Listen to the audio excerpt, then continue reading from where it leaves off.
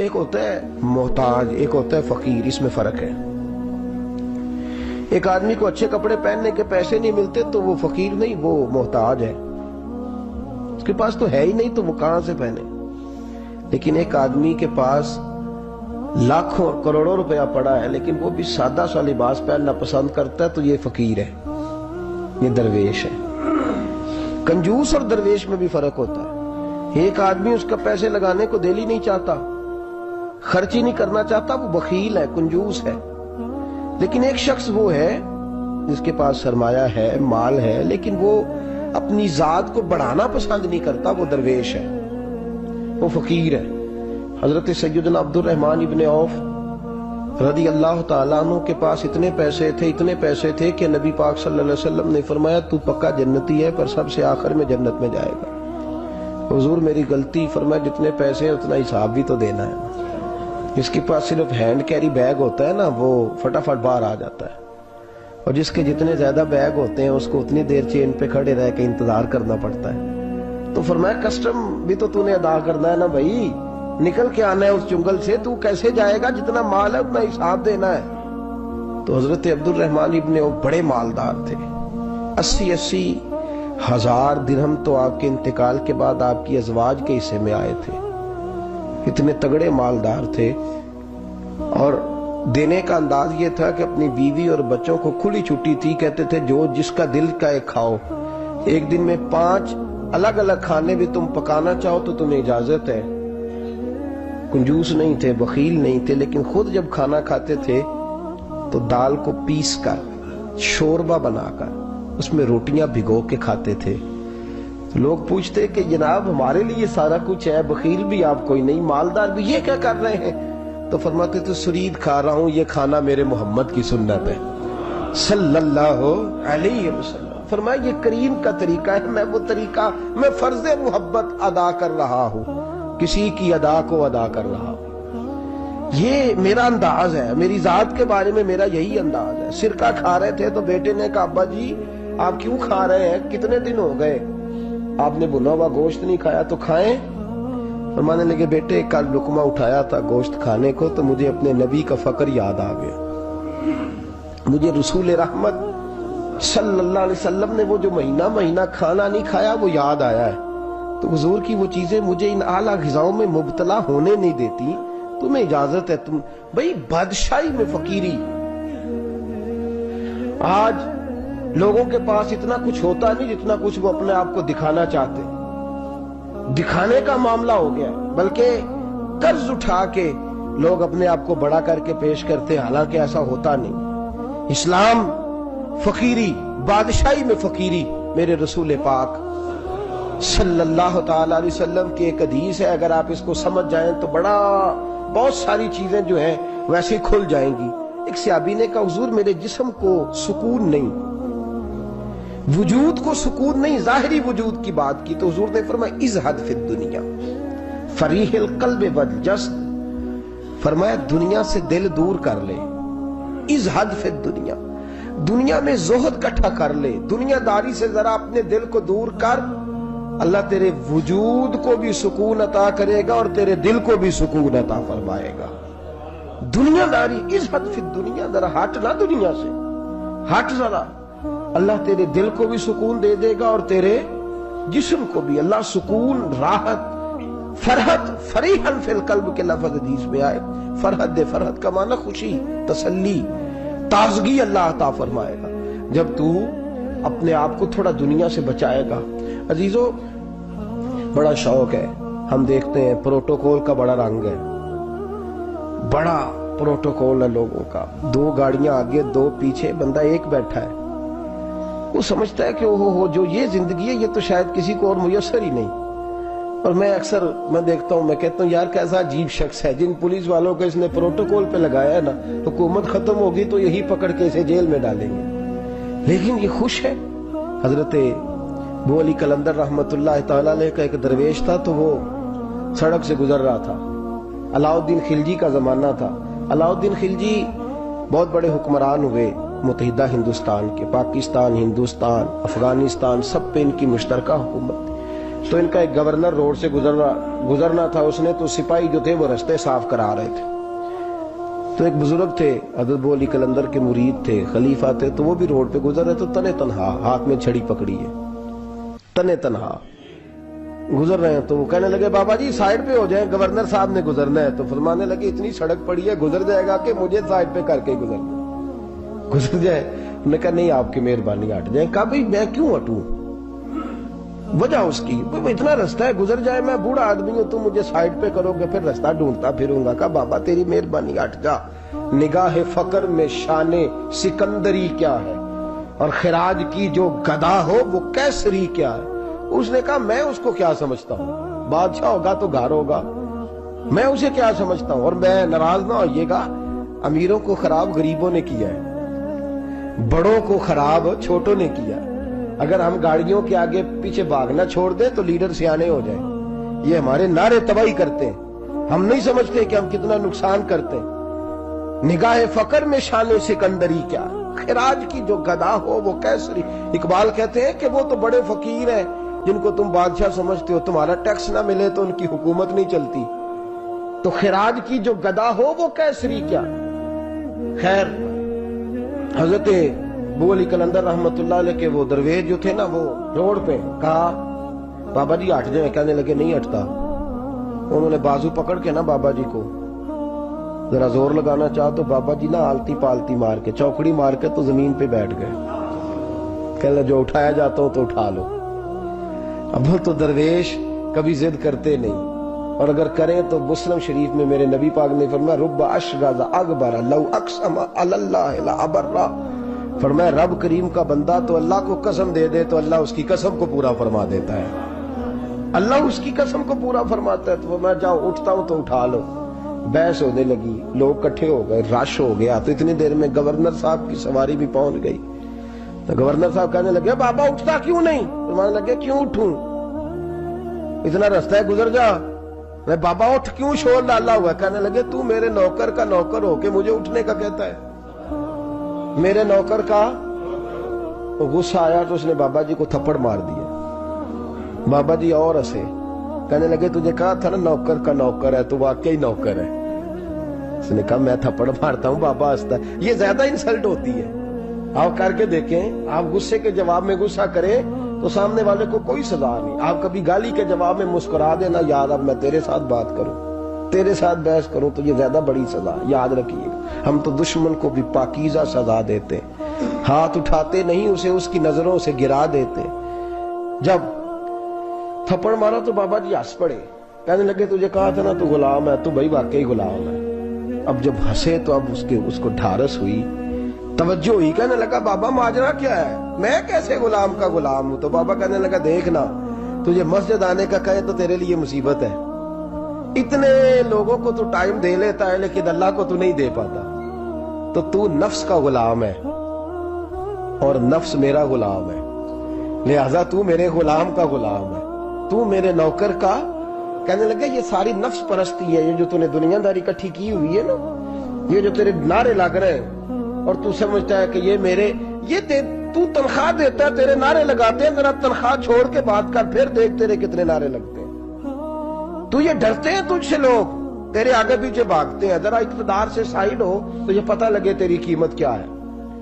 تو سمجھتا ہے کہ میری جیب میں پیسے ہیں، لوگ مجھے سلوٹ کرتے ہیں، تو نہیں ہے، تجھے سلام کوئی بھی نہیں کر رہا، تیری جیب کو سلام ہو رہا ہے، تیرے عہدے اقتدار کو اور تیری وحشت اور دہشت کو سلام ہے۔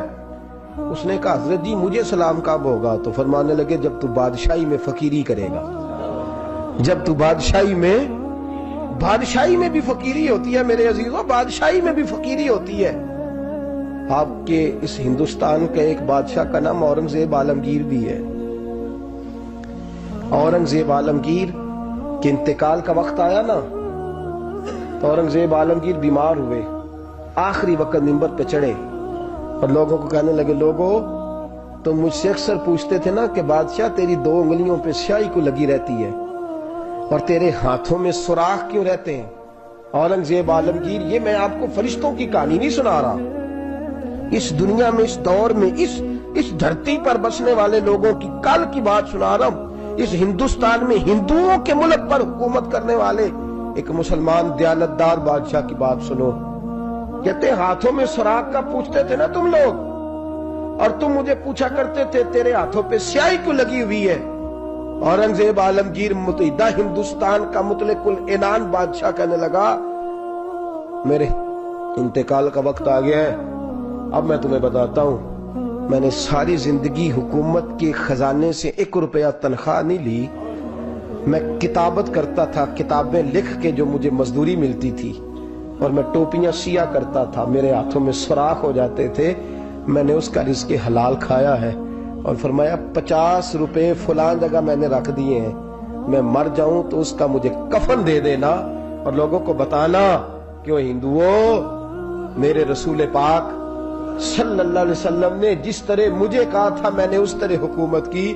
وہ خطبہ پڑھ رہے تھے, اورنگزیب خطبہ پڑھ رہے تھے, اور گلیوں میں کھڑے ہندو کلمہ پڑھ پڑھ کے مسلمان ہو رہے تھے. میرے دوست یہ بادشاہی میں فقیری. ہمارے پاس تو پیسے آتے ہیں تو ڈرائیور کی ذمہ داری ہے, یہ بھی پروٹوکول ہے. ڈرائیور نے گاڑی بھی چلانی ہے اور صاحب کا دروازہ بھی کھولنا, اس نے اندر بیٹھیں گے تو دروازہ بھی ڈرائیور صاحب نے. نفس پرستی ہے, جتنا مرضی آگے لے جاؤ, اتنا مرضی. یہ کوئی بادشاہی, یہ کوئی آپ کا بڑا پن نہیں ہے. وہ تنخواہ لیتا ہے, مجبور ہے, کیا کرے. ہو سکتا ہے کل کو اس کے پاس پیسے آئیں تو بدلہ لینے کے لیے آپ کو ہی بلا لے کہ چل میرا دروازہ کھول.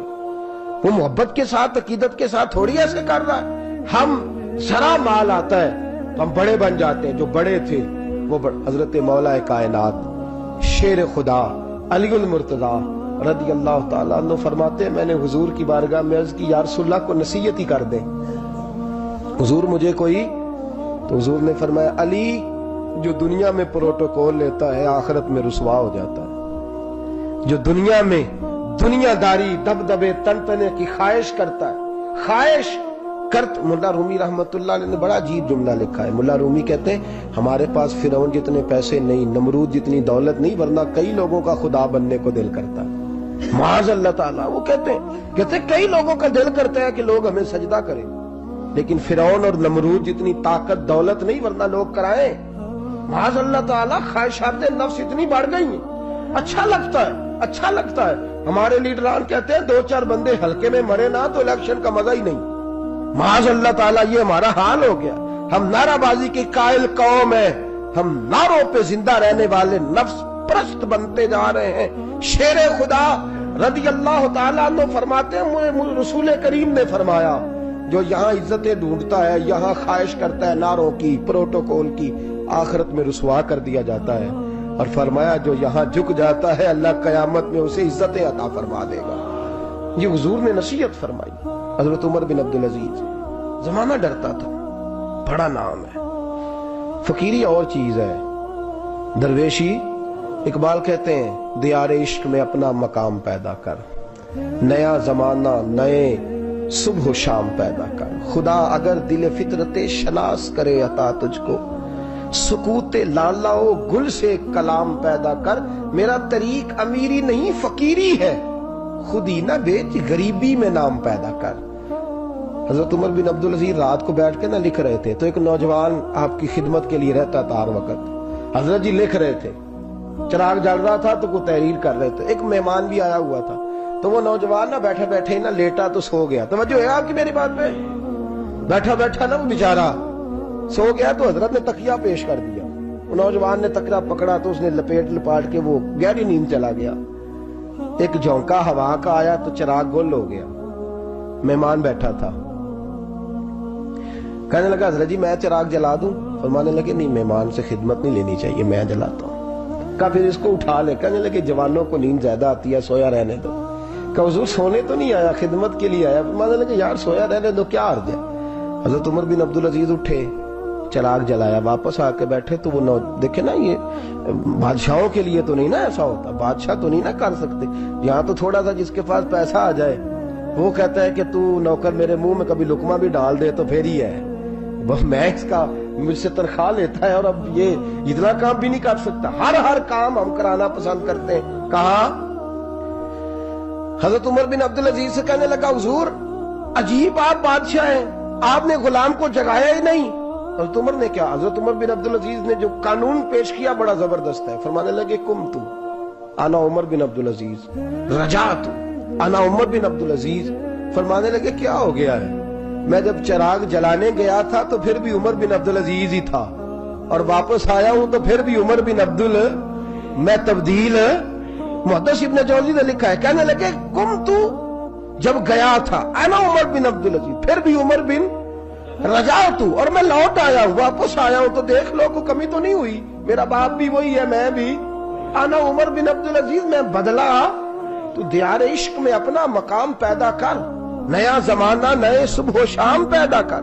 बादशाही में जो फकीरी है ना मेरे दोस्त, जो उसकी लज्जत है, देखिए ना रसूल पाक सल्लल्लाहु ताला अलैहि वसल्लम दो जहां के बादशाह।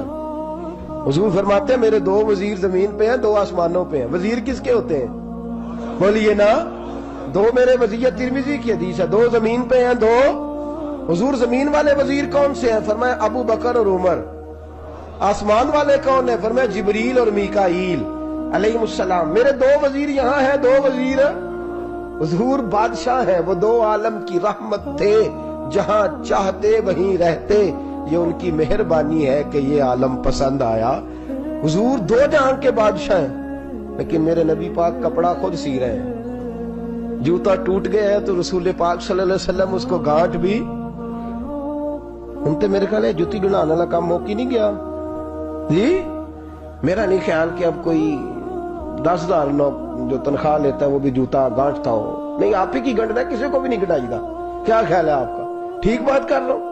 नबी पाक जूता भी खुद गांठते, कपड़ों को पेबंद भी, हुजूर अपने कपड़े धो भी खुद लेते। मेरे रसूल पाक सल्लल्लाहु अलैहि वसल्लम घर में बकरियों का दूध भी धो लेते, और ऐसा भी होता। ये बादशाही में फकीरी है ना, दो जहां के बादशाह है, लेकिन सलाम उस पर के जिसने बादशाही में फकीरी की। रसूल करीम सल्लल्लाहु अलैहि वसल्लम, हज़रत आयशा फरमाती हैं घर आए, कहा आयशा खाना तैयार है? कहा नहीं हुजूर अभी तो खाना तैयार करना है। फरमाया तुम आग जलाओ, मैं आटा गूंद देता हूं। किसकी बात है? नहीं लड़ना चाहिए, रखना चाहिए। तुझे मंगया दे हाँ पैसे मेरे को पहली दे, मैं डंडे नहीं मारने। मैं आया तो उन्हें पता नहीं मैं किड्डी बला दा नाम है, तो टुकर ही नहीं पकाया। वो मैं आ गया घर तो उन्हें पता ही नहीं लगा, मैं ही आ गया घर। अल्लाह खैर कर। भाई हिटलर ना बनो, हर जगह हिटलर ना बनो। उसने सुलूक जिंदगी का हिस्सा है, पाकीज़गी जिंदगी का हिस्सा है। मेरे रसूल करीम सल्लल्लाहु अलैहि वसल्लम, उमर फारूक रज़ी अल्लाह ताला अन्हु फरमाते, मैं गया नबी करीम से मिलने तो मोटे बान की चारपाई, हम उसे असी मुंज दी मंजी आंदे सानू, मोटे बान की चारपाई। मिशकात की हदीस है, हजरत उमर फरमाते मैं सख्त दिल वाला शख्स था, हुजूर से मिलने गया तो नबी पाक आराम कर रहे थे चारपाई, मैं जाके करीब जमीन पे बैठ गया। हुजूर ने आहट सुनी तो हुजूर उठे। फरमाते हैं जब नबी पाक उठ के बैठे तो हुजूर के वजूद पर मैंने बान के निशान देखे। कहते मैं रो पड़ा, सख्त दिल था पर रो पड़ा। मैंने कहा हुजूर कैसे रो, किस तरह मौजें करें और आप इस बान की चारपाई पे। तो मेरे करीम रसूल ने फरमाया उमर तुझे अच्छा नहीं लगता, जितनी मौज करनी है दुनिया में कर ले, आखिरत में जलील हो जाए। फरमाया उनको करने दे मौज, वो तो जलील होने के लिए कर रहे हैं, और मैंने इस दुनिया से क्या लेना है, थोड़ा सा वक्त गुजारने के लिए आया हूँ। यहाँ के बंद होंगी, वहां मेरा रब सारी इज्जतें मुझे ही अता फरमा देगा। इस हद फिद दुनिया फरीहल क़ल्ब वल जस्द।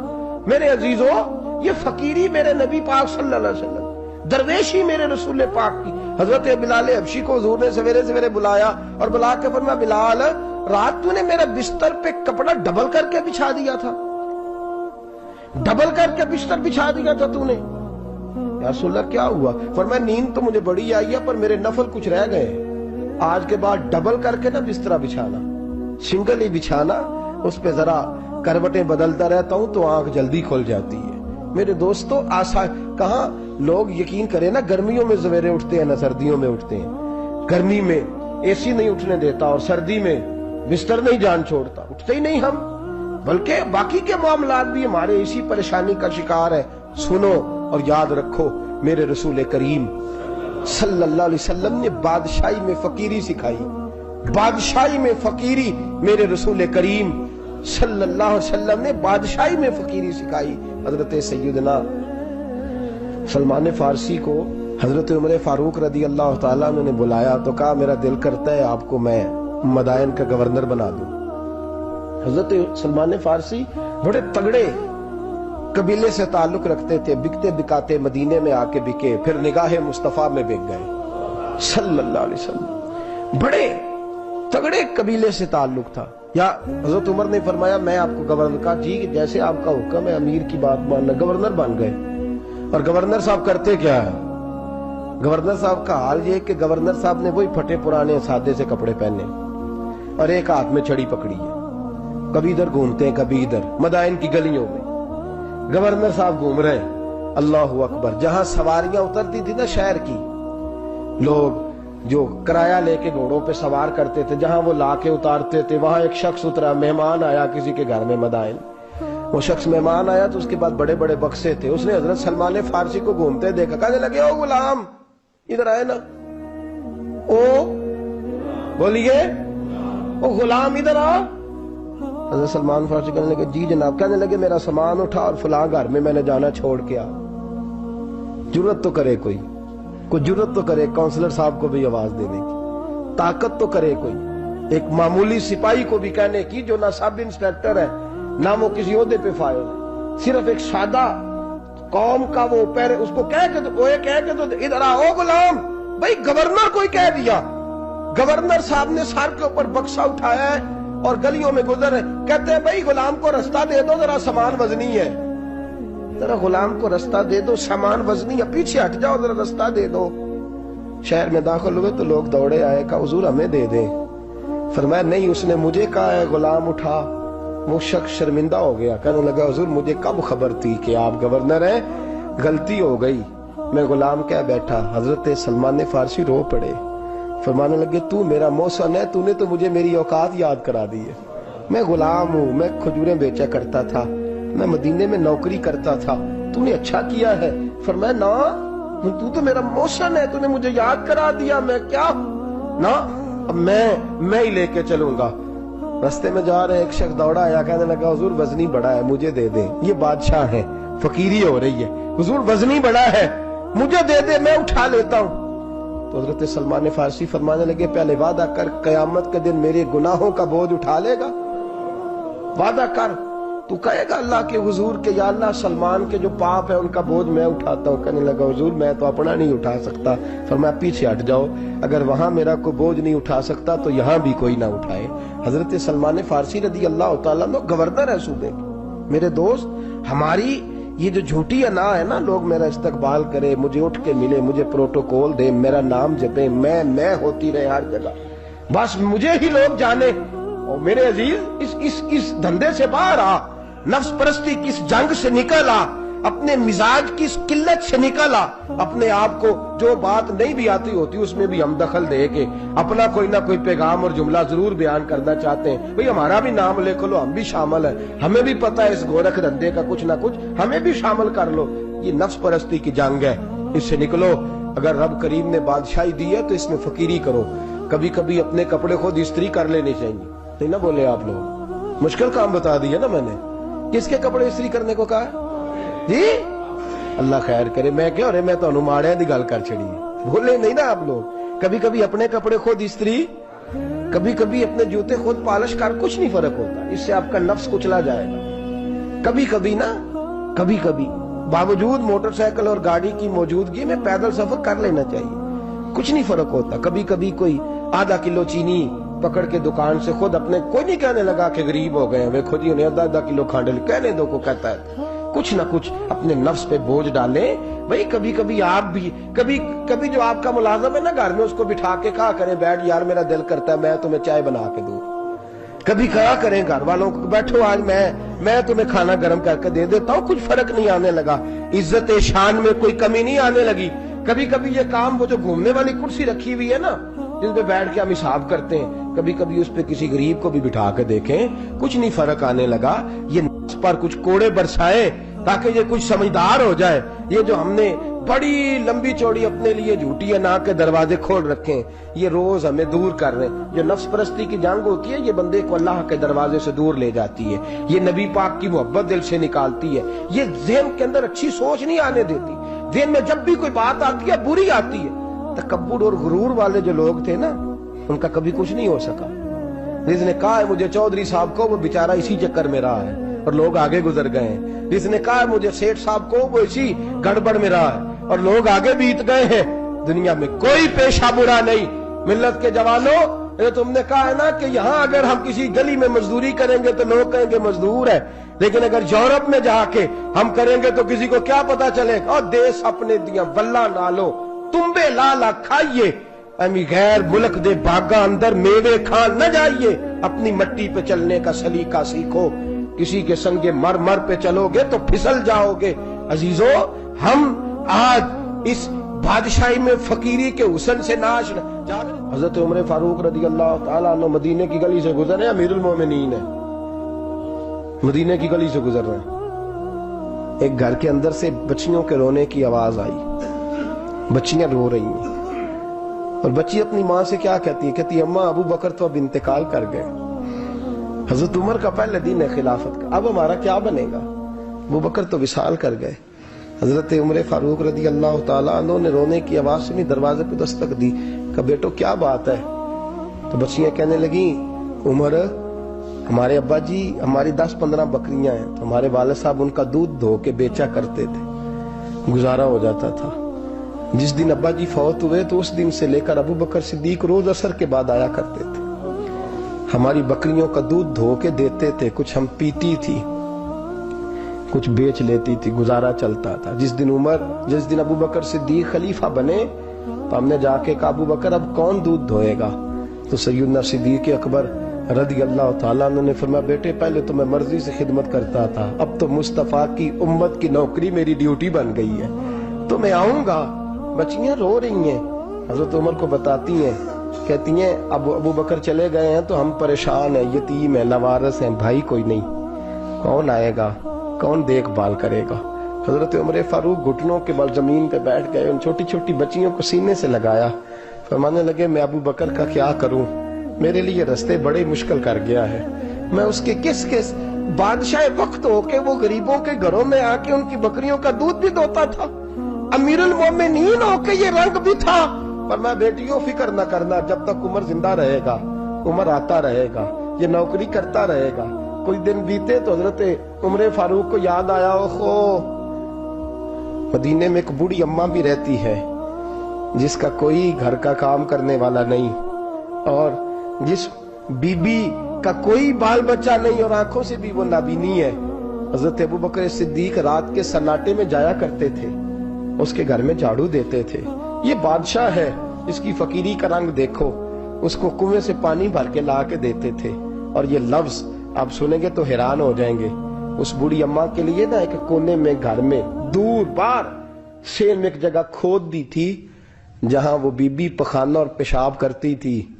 امیر المومنین حضرت ابو بکر صدیق رات کو جاتے تھے اور اس کا وہ پخانہ وہاں سے اٹھا کے باہر پھینک کے آیا کرتے تھے. اس عورت نے پیغام بھیجا کہ عمر سے کہو میری بھی ڈیوٹیاں تو نے سر انجام دینی ہیں. عمر فاروق ساری رات کام کرتے، سناٹا گہرا ہوتا تو جھاڑو دبایا ہے بغل میں اور عمر فاروق نکلے ہوئے اس بی بی کے گھر میں جھاڑو دیا جا رہا ہے. حضرت انس بن مالک فرماتے ہیں میں نے آخری عمر میں بھی اس بوڑھے عمر کو دیکھا ہے، اس بڑھاپے میں بھی میں نے اس شخص کو دیکھا ہے کہ جب وجود کمزور ہو گیا، داڑھی سفید ہو گئی، لیکن پھر بھی اس کا انداز نہیں بدلا. اس نے ساری زندگی بادشاہی میں فقیری کر کے گزار دی، یہ پھر بھی کسی کے گھر میں جھاڑو دیتا ہے، کسی کی بکریوں کا دودھ دھوتا ہے، یہ کسی غریب میرے دوست یہ. اور جب سیدنا فاروق اعظم رضی اللہ تعالیٰ میں خطبہ دینے بیٹھتے ہیں تو کپڑے پھٹے ہیں، پیبند لگے ہیں، مزاج سادہ ہے، بڑا مال آیا ہے، بڑا مال، لیکن تقسیم کر دیا. اور یہی انداز آگے اپنے گورنروں کو دیا. حضرت سعید بن عامر رضی اللہ تعالیٰ عنہ آپ کے گورنر ہیں، حمص کے گورنر ہیں. جب لسٹ آئی نا غریبوں کی، حضرت عمر نے کہا کہ حمص کے جتنے غریب لوگ ہیں ان کی لسٹ بنا کے بھیجو، ان کو چندہ لگانا ہے. تو 17ویں 18ویں نمبر پر حضرت سعید بن عامر کا نام بھی آ گیا، گورنر صاحب کا. تو حضرت عمر نے سوچا شاید کوئی اور سعید بن عامر ہے، فرمانے لگے یہ کون ہے؟ جس کی ڈیوٹی لگائی تھی اس سے کہنے لگے یہ سعید کون ہے؟ تو کہا حضرت جی ہمارے صوبے کا گورنر. تو فرمایا اس کی لسٹ فقیروں میں؟ فرمانے لگے پتہ نہیں آپ نے کیا رنگ بھر کے بھیجا ہے، مہینہ مہینہ یہ شخص درختوں کے پتے کھا کے گزارا کر دیتا. کہ یہ میں فرشتوں کی کہانیاں نہیں سنا رہا آپ کو، میں آپ کو جنات کی یا عالم بالا کی باتیں نہیں، اس دھرتی پہ بسنے والے، اس دھرتی پہ وقت گزارنے والے میرے رسول پاک کے تیار کردہ ہیرو کی باتیں عرض کر رہا ہوں۔ حضرت عمر گئے ایک دفعہ، کہا مجھے بتاؤ تمہارا گورنر کیسا ہے؟ تو حمص کے لوگ کہنے لگے ہمیں اپنے گورنر سے 4 شکایتیں۔ کون کون سی؟ کہ پہلی بات تو یہ ہے کہ گورنر صاحب کو چاہیے فجر کے وقت آئیں، یہ سورج نکل آتا ہے تو باہر آتے ہیں گھر سے، سورج نکل آتا ہے تو آپ کہہ کے تو دیکھیں کسی معمولی سرکاری ملازم سے بھی، پھر آپ دیکھیے آپ کا کیا بنتا ہے۔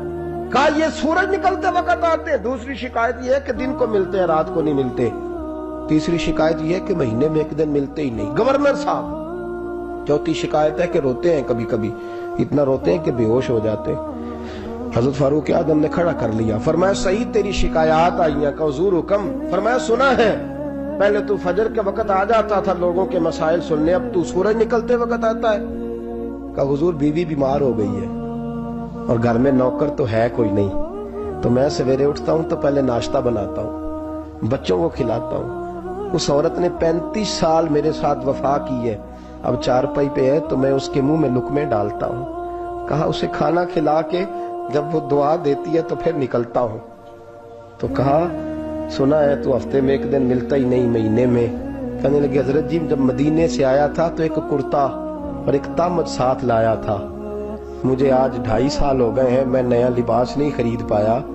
میں نے عرض کی میں اس دھرتی پہ بسنے والے لوگوں کی داستان سنا رہا ہوں۔ کہا میں اپنی تامت دھو کر خشک ہونے کو ڈال دیتا ہوں، اسے آدھا دن لگ جاتا ہے، خشک ہوتی ہے تو تامت پہن کے قمیض دھو لیتا ہوں اور پھر قمیض ڈال دیتا ہوں۔ حضرت جی سارا دن بیت جاتا ہے تو باہر نہیں آ پاتا۔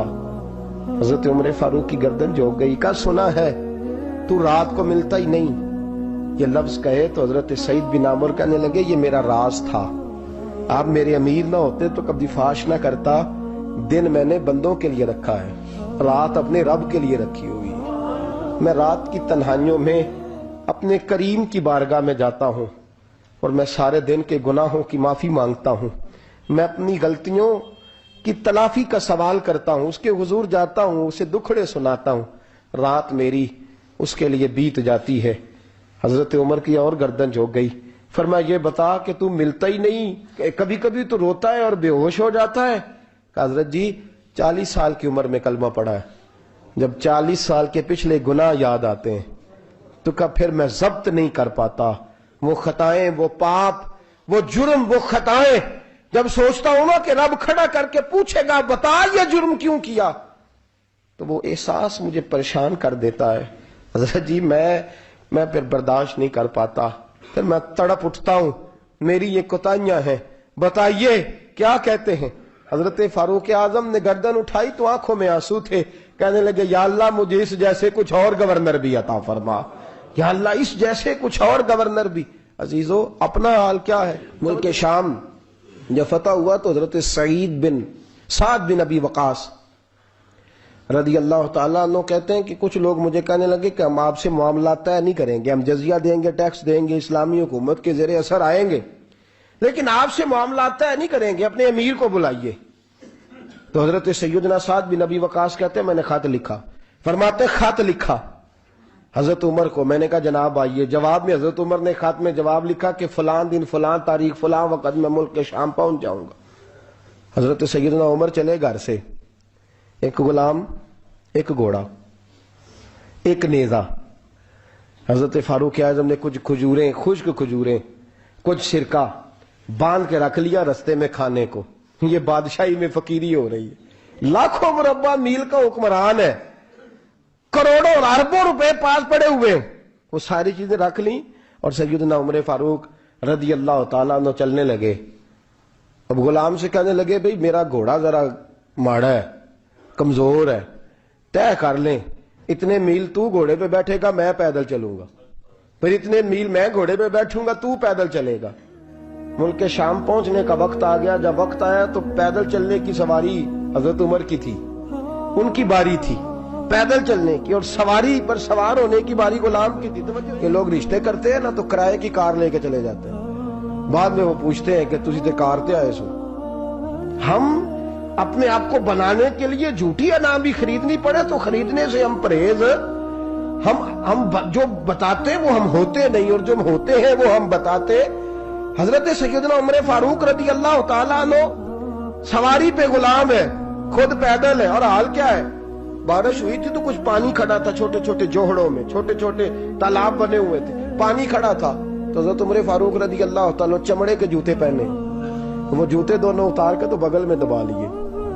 حضرت سعد بن ابی وقاص فرماتے ہیں اسی بغل میں نیزہ رکھ لیا اور تامت تھوڑا اونچا کر لیا کہ پانی سے چلنا ہے، اور غلام کو گھوڑے پہ بٹھایا ہے اور گھوڑے کی لگام پکڑی ہے تو یوں پیچھے رکھی ہوئی، اور حضرت سیدنا فاروق اعظم رضی اللہ تعالیٰ عنہ آ رہے ہیں۔ غلام کہنے لگا حضور لوگ دیکھ رہے ہیں، مہربانی کریں بیٹھ جائیں۔ فرمانے لگے نہیں، باری تیری ہے، تو ہی بیٹھے گا۔ اس نے کہا حضور نہیں، وہ تو ٹھیک ہے، کوئی باری فرض تو نہیں نہ ہو گئی، آپ مہربانی کریں آپ آ جائیں، ذرا لوگ آ رہے ہیں۔ فرمایا تمہیں کہا نا، غلام کا تھا، میں نے تیسری دفعہ کہا تو حضرت عمر نے جلال سے دیکھا، اور جناب عمر کا جلال تو زمین کانپنے لگ جاتی تھی۔ کہتے ہیں کہا حضور آپ آ جائیں، تو کہتے تجھے کہا ہے نا چپ کر کے بیٹھا رہے، کہتے ہیں میں گھوڑے پہ ہی کانپنے لگا۔ غلام اب حضرت سعد بن ابی وقاص کہتے ہیں سورج غروب ہو رہا تھا، شعائیں پانی میں پڑ رہی تھی، حضرت عمر پانی سے، میں نے غور سے دیکھا تو دوڑا گیا، جا کے نا بچے نہیں مشورہ دیتے ابا جی کو، ابا جی انج نہیں کریدا، دور بدل گیا جی، کہتے میں دوڑا گیا اور جا کر کے حضرت سیدنا عمر فاروق کو کہا حضور مہربانی کریں، ٹھیک ہے آپ کی درویشی سے کون آگاہ نہیں، وزیر کھڑے ہیں، سفیر کھڑے ہیں، بڑے بڑے عمرا، بڑے بڑے ملکوں کے حکمران ہیں، آپ مہربانی کریں یہ تام ذرا نیچا کریں، اور جوتا پہن لیں، اگر خراب ہو گیا تو اللہ نیا بھی دے دے گا، اور مہربانی کریں ذرا غلام کو کہیں نیچے آ جائے۔ حضرت عمر کہنے لگے تمہیں کیا تکلیف ہے؟ کہا حضرت جی وہ وزیر مشیر کھڑے ہیں، یہودی ہیں، عیسائی ہیں، نجرانی ہیں، وہ بڑے بڑے مذاہب کے اور بڑے بڑے ملکوں کے ہیں، آپ کا بڑا نام سنا ہے۔ حضرت سیدنا سعد بن ابی وقاص فرماتے ہیں میرے ساتھ اتنا ترش رویہ حضرت عمر کا پہلے کبھی نہیں ہوا، کہتے ہیں ماتھے پہ شکن آیا اور کہنے لگے تجھے تیری مار ہوئے، ان 4 لوگوں کے لیے میں اپنے نبی کا طریقہ چھوڑ دوں، ان 4 دنیا داروں کے لیے نبی پاک کا طریقہ چھوڑ دوں؟ فرمانے لگے سر سے پگڑی اتاری حضرت عمر نے جلال میں، فرمانے لگے میرے سر پہ جو بال ہے نا یہ مجھے کسی دنیا دار نے نہیں دیے، یہ ساری عزتیں مجھے آمنہ کے لال نے عطا فرمائی ہے، اور میں ان محبوب کا طریقہ ان 4 لوگوں کی خاطر چھوڑ دوں؟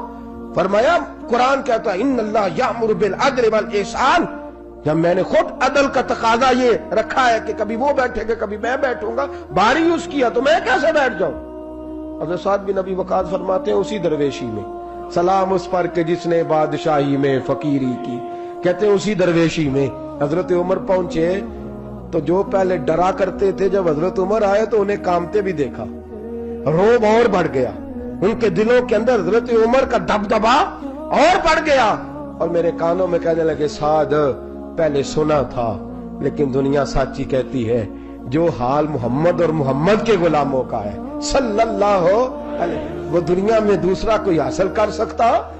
آج ہمارے پروٹوکول، ہمارے دبدبے، ہماری انا پرستیاں